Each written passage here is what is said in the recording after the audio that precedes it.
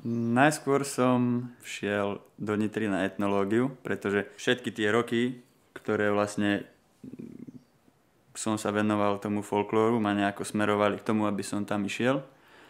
Tam som pobudol nejaké 3 mesiace a okolnosti ma doviedli naspäť do Bystrice, kde som začal študovať aplikovanú etiku.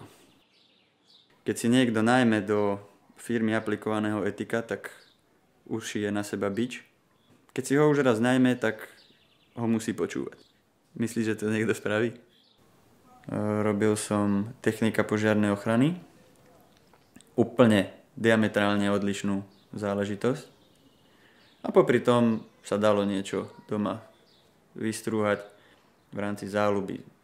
No lenže popri 12-hodinovej nočnej pracovnej smene, keď prídeš a ráno sa posadíš za mašinu a už nevidíš nič a dobre sa ti netrasú ruky, je to ťažké. Takže prišiel taký zlom a rozhodol som sa, že to, čo mám rád, to, do čoho dávam prakticky dennodenne všetku svoju energiu, sa budem snažiť pretaviť do samostatného podnikania.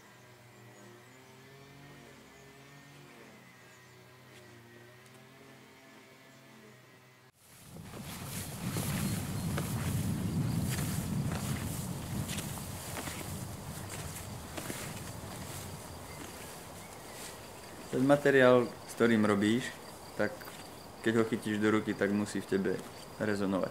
Kovár si vyberie železo, stolár si vyberie drevo, hrnčiar si vyberie hlinu. Hej. Zistíš to tak, že zoberieš ten materiál do ruky a keď s tebou ladí, zahrá tebe na strunu, tak vieš, že ten smer je dobrý.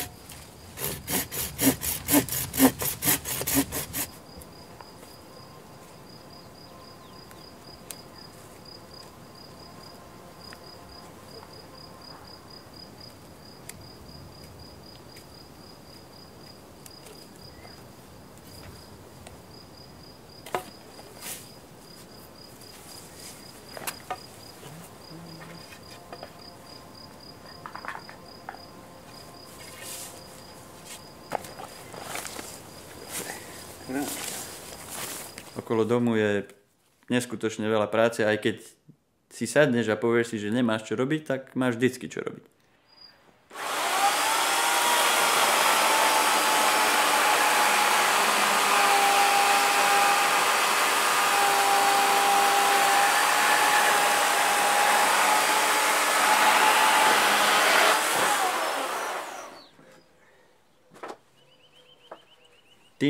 Týmto vlastne to celé začalo a potom k tomu pribudlo aj to, že doma vždycky sa niečo robilo, tak sme mali kopec nástrojov. Samozrejme už to neboli tie postupy staré, ale s vynájdením elektriky aj. My sme už mali elektrické nástroje.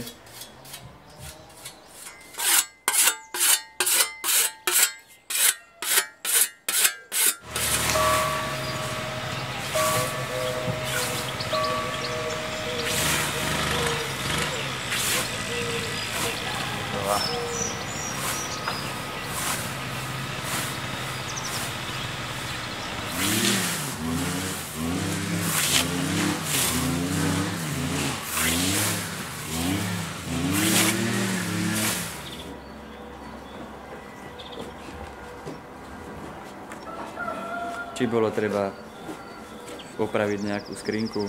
Tam sa to začali tie skúsenosti nabalovať až tak, že to prerástlo do záľuby, takej väčšej. Prvé, čo bolo, tak bola chuť že si chcem spraviť fujaru. No lenže to je taká chuť blázna, lebo nevie, čo to zo sebou obnáša.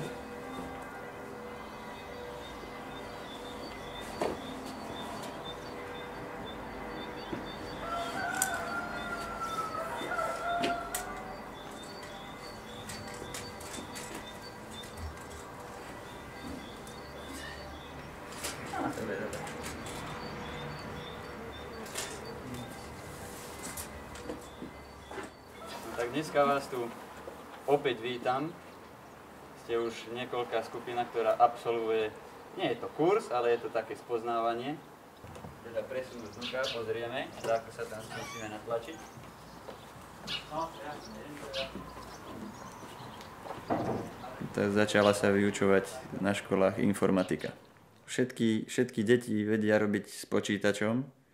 To žasnem nad tým, keď vidím 3-4-ročné deti, ako sa hrajú Angry Birds na tabletoch. To je sila, to ako keby sa s tým narodili. Tu drevo, tu kabel, tu drevo. Tu drevo. Z ktorého, to je taká ľahká otázka, z ktorého asi tak by bolo najlepšie to robiť? Píšťalku alebo fujaru? Dobre, asi z tohto. No.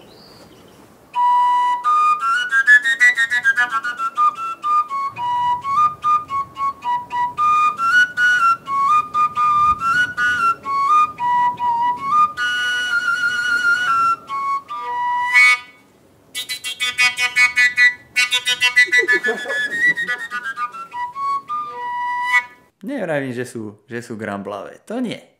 Deti sú veľmi šikovné, ale získajú takú inú zručnosť a iný pohľad na vec.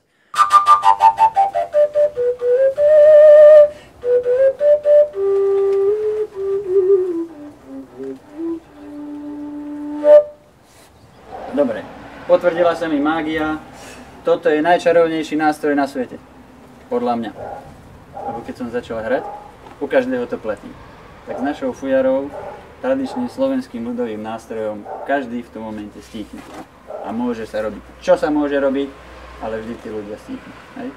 Takže panšťalky dostanú odo mňa v škole každá fujaru, aby vás troška utíšili. Keď vypne elektrika a bude zima, náhodou si niekto zmyslí, že zatiahne kohútik, tak bude treba robiť s rukami a bude treba trošku nabrať aj tej zručnosti.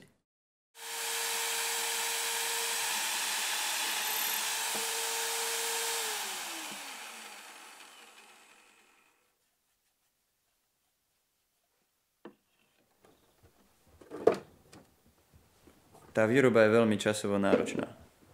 Nie je to, že príde do IKEA a kúpi si svietnik za euro 50. Ale v podstate myslím si, že pri každej ručnej výrobe, či sú to už len varešky, taniere drevené, obrazy rôzne, reliefy, tá cena, aj keď je vysoká, ten výrobca ju nepremršťuje.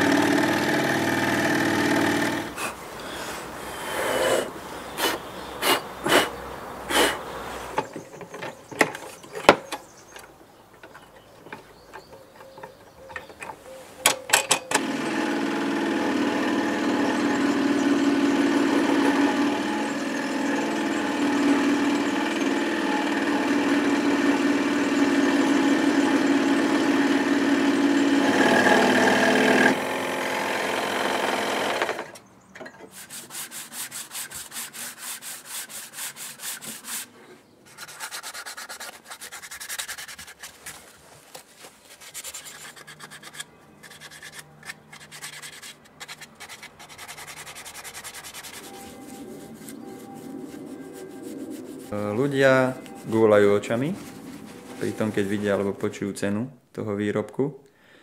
ale jednoducho cena je nastavená tomu, koľko a čo on do toho vloží.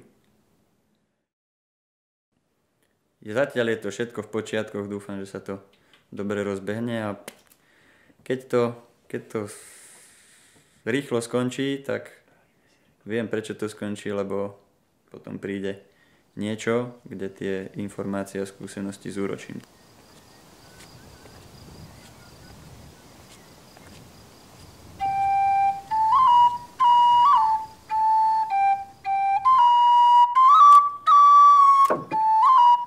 Ľudia, keď niečo chcú, tak si to jednoducho idú za tým a to je tá hnacia sila človeka, že aj moja hnacia sila.